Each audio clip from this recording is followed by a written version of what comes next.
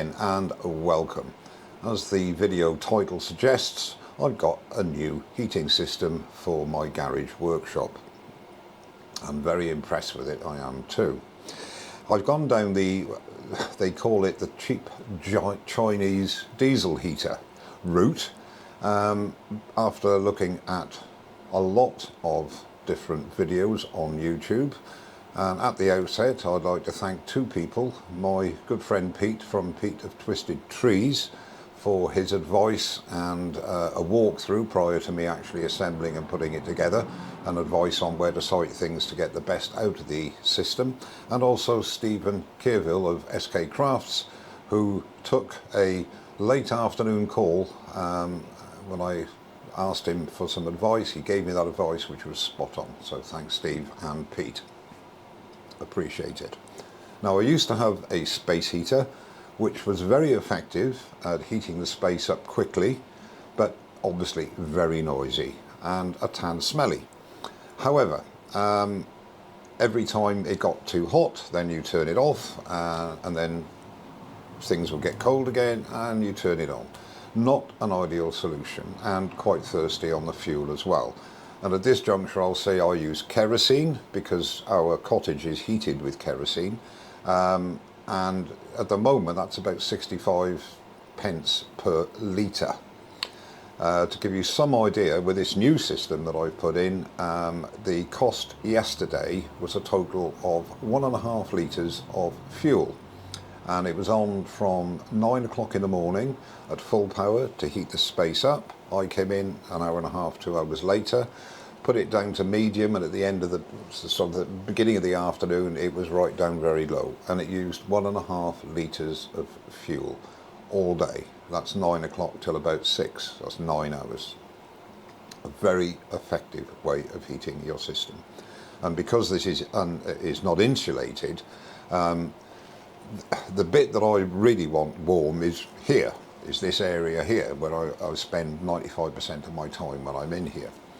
So what I intend to do is, it's not going to be a how-to video. I'll just show you my setup, what I've done, where I've situated things for what, in my opinion, gets the best out of it, noise levels and heat levels, and for you to decide whether this solution is something that could be of interest to you.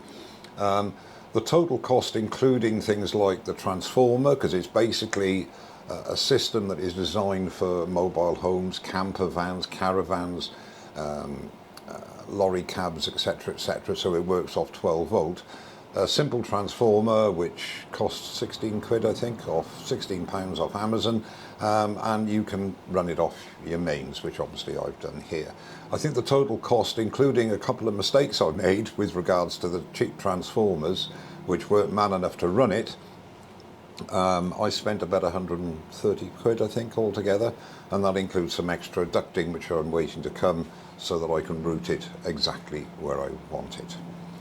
Okay, without further ado, I'll show you my setup and go through a few things that I would suggest you consider before and when you've purchased it. Okay, so this is how it's sited. It's on half power at the moment, and you can hear just a pleasant whooshing, if you like. Okay, so I'm not very tall, am I? Right, okay. So this is the unit itself, the ducting here. There's the transformer. As I say, cost around £16 to convert it for mains power. Now, I'm no electrician, believe you me, and this was really quite simple to put together. Behind here there is a hole for the exhaust, the air intake for the heater, and also the fuel line and the fuel pump are on the other side, which I will show you. As you can hear, it's very quiet. The wiring is really simple. It's all plug and play basically, and that's all I can really tell you about this. Now, the reason I've situated it inside is that there's the air intake. So if that was outside or in the woodshed, which I'll show you in a minute, it's constantly bringing in cold air. Well, as the ambient temperature increases in the space, it's recirculating the warmer air, which means the pump doesn't have to work so hard. This is temporarily here now. I've got some 300 centimetre ducting extension, and what I will do is to redirect this over the top and down to the area which I work at for about 99% of the time I'm in here, if you like, and that's where I want the warmth. And because it's flexible, I could move it around if I want to direct the heat to another area of the workshop.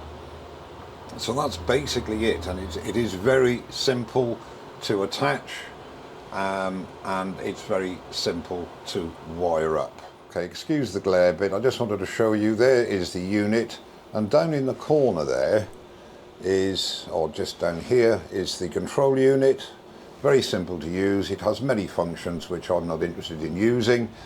Basically I use it to switch it on, regulate the fan speed or the power the heater is emitting to begin with, and then there's a remote control which I have nearby the lathe where I can alter it up and down as I wish. So a very simple situation there. You can get extension lead for this, which I actually did get to have it round behind the lathe, but it's not a problem because once I switch it on, until I switch it off again, I don't actually touch the control unit. So what we'll do now is go next door to the woodshed and the lean-to, and I'll show you how I've sited the other pieces of equipment. Now here I am in the lean-to where I keep my unprocessed wood, which is all around the edges there. Anyhow, there is the fuel tank mounted on the wall there, and then you can see the fuel line goes up there to a fuel filter, up to the fuel pump, and then this here is the air intake for the burner. Okay, so it goes up there, and then there's the exhaust and into a silencer, and then it's routed, not touching any wood because it gets very hot, out through the top of the door here. And the mistake I made was, if you won't be able to see in there very well, I don't think, I've obviously got to re-plaster this because the plaster came through when I made the hole in the wall. I fitted the machine and put the exhaust through and the air intake, and of course I was going to put the fuel line on afterwards. Well, this fuel line fits okay because it's only a little spring clips, as you can see here, but the new line has got hose clips, and of course I can't get at that area there, so I've got to take it out again, but I'm not going to do that until the spring. Hopefully this supplied fuel line will last till then. Okay, let's go back into the workshop. Right, we're back in the workshop now, and apologies for the shaky camera work. Handheld is not my forte. Don't think anything is my forte really. However, it gives you some idea of my setup. I'm really pleased with it. It's a bit Heath Robinson in there at the moment. You know me, it'll most probably stay like that, but I will plaster up at some stage.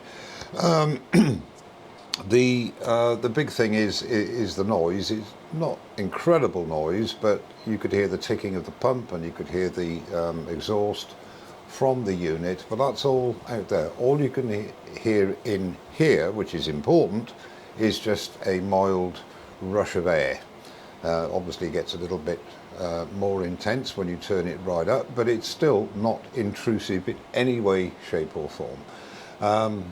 Basically that's it. The main things to look out for are the fuel pump, the fuel line. If you do decide to go for the better quality fuel line, it's not expensive, it's about 5 or 6 quid for more than enough.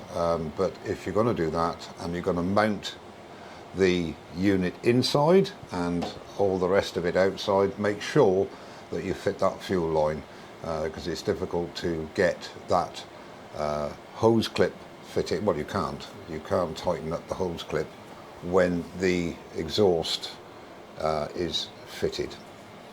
Okay, well, that's about it. It is nice and warm in here now. It's sort of 15, 16, nearly 16 degrees now, and I've had the door open while I've been filming outside. Very, very effective, very economical, and very pleasant to live with. And as I say, the total cost, I would think, about 120, 130 quid possibly, and that is an important factor. Obviously it's not expensive. The parts apparently are very cheap. I've had a quick look and they are very cheap. Should they go like the glow plug or anything else, the pumps are about £3 or £4. So there's no great expense in maintenance, and as I say, its actual consumption is very economical. Okay, all that remains for me to do is to wish you all a very, very Merry Christmas, and a Happy New Year, of course, and to thank you all for sticking with me this last year. Things have been a bit sporadic because of various situations that have arisen, and I fully intend now to get back to more regular videos. I'm sorry about that. In 2025. So until then, enjoy the festive season, and I look forward to seeing you the other side in 2025. Cheers now, and I'll see you on the next one.